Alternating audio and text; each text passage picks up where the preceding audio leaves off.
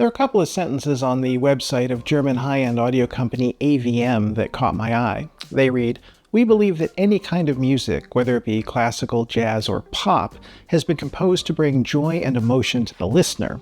Technical equipment, such as amplifiers and loudspeakers, must try to transport this joy and emotion into the living room." The reason I was on AVM's website in the first place was because I had just received its CS30.3 streaming integrated amplifier with built-in CD player and photo stage for review. So does the CS30.3 deliver that promised joy and emotion? Let's find out.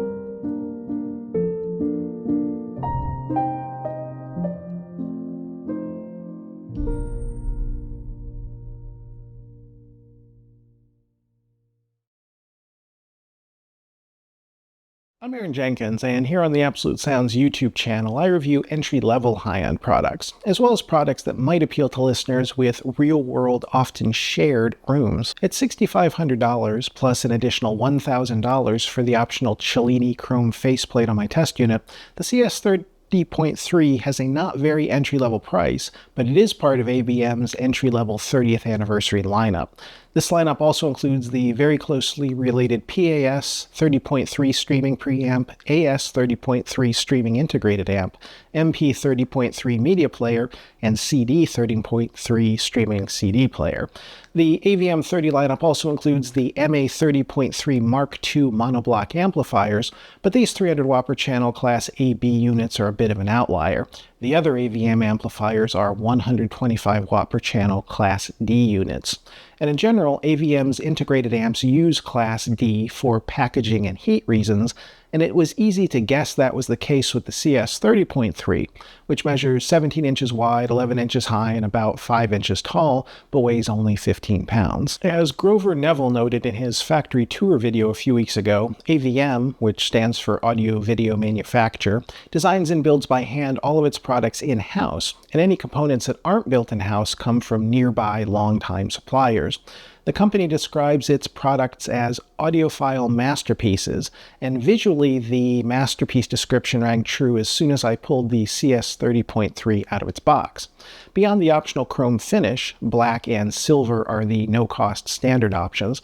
The faceplate is simple and elegantly laid out, with the slot-loaded CD player and 5 control buttons located under the large and clear central display. The 2 flanking knobs for volume and source selection are nicely weighted and turn smoothly, and the faceplate stands proud of and is a little larger than the one-piece casing, the screws for which are hidden underneath. The included brushed aluminum remote control is likewise simple and elegant, and there are even little plastic pucks on the bottom that keep it from scratching whatever surface you lay it on and make it a little bit easier to pick up. In addition to its CD player, the 30.3 can stream music over a wired or wireless network connecting to the usual streaming services, Spotify, Tidal, and Qobuz, as well as networked drives. It's also Roon ready, can receive Bluetooth and AirPlay, and on its back panel has connections for USB-B, used for memory sticks and hard drives, coaxial and optical digital inputs, 2 RCA analog inputs, a phono input which supports both MM and MC cartridges, and HDMI ARC. The built-in DAC's maximum sample rate is 384 kHz 32-bit PCM or DSD-256, and it can read all the usual file formats. There are also 4 outputs, one each coaxial and optical digital plus 2 analog. One is line level, the other preamp. While the remote control covers basic functions like power on off, volume, and selecting input, for more advanced items you'll need to use the front panel controls or the AVM app, and the latter can also be used to control those streaming services. I listened to the CS30.3 with the Bowers & Wilkins 705S3 stand mount speakers I reviewed in August, as well as the Goldneer BRXs, paired with my usual AudioQuest Rocket 88 speaker cables and PQ505 power conditioner. And the more I listened, the more impressed I became with the AVM's sense of realism, its ability to recreate natural sounding voices and instruments. I've reviewed several integrated amplifiers over the past couple of years, and the AVM easily set a new standard in this regard in my room. It all starts with the 30.3's transparency, low noise floor, delicacy, and detail. And Chloe Chua's playing Mozart violin concertos with the Singapore Symphony Orchestra. Her violin emerges from a silent background and is almost ethereal in its delicacy on high notes, each perfectly formed with a precise leading edge and natural decay, and a rich granular texture on lower notes. Beyond the notes themselves, there's plenty of low-level detail, such as the sound of the bow moving across the strings. On other recordings, cymbals rang clearly and cleanly, their shimmer practically illuminating the space around them before slowly fading away. Instruments and musical lines are distinct and clearly delineated in a way that enhances rather than detracts from the musical whole. Next are the CS30.3's huge soundstage and pinpoint imaging. Continuing with the Mozart violin concertos, the orchestra fully filled the space between the speakers, extending well above and behind them with precisely arranged musicians. Chua was so clearly defined in space that I almost felt like I could see her bow moving as she played, which feels really weird to say, although it's something I have encountered once before at an audio show in a much larger room with much larger and more expensive speakers and far more expensive electronics. I also heard in my room more clearly than ever before different sections of the orchestra playing opposing musical lines from one side of the stage to the other, and more impressively, I could also hear that all those musicians were arranged in an arc on stage rather than simply in a sort of a line. The sound is very open and spacious and recreates very well the sound of the venue it's recorded in. Also impressive are the AVM's sonic density and heft. The Singapore Symphony Orchestra sounded fully fleshed out and tangible, with the power of the sound building naturally as more and more instruments joined in, the exact same feeling I get in a real concert hall.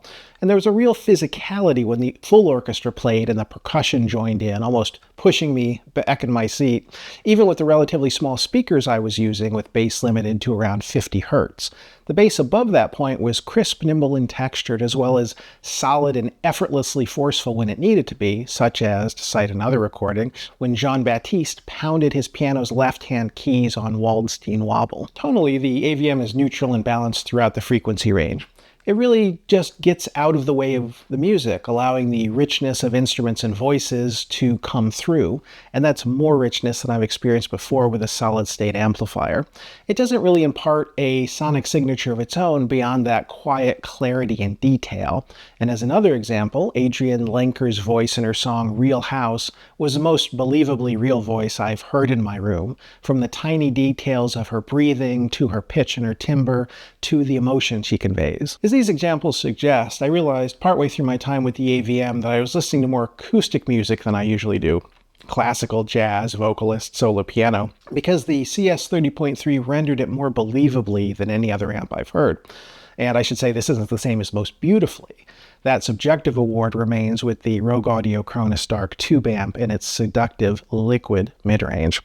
However, the AVM didn't always reach me the same way with rock music, my favorite genre.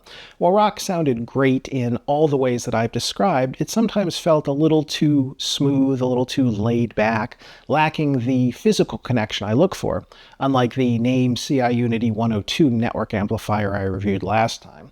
But that's when I remembered a setting in the AVM's advanced menu called Filter, which was set by default to smooth but could also be set to steep. The 30.3's owner's manual doesn't describe the sound or purpose of these DAC filter settings, saying only that each is a matter of personal preference based on music and listener.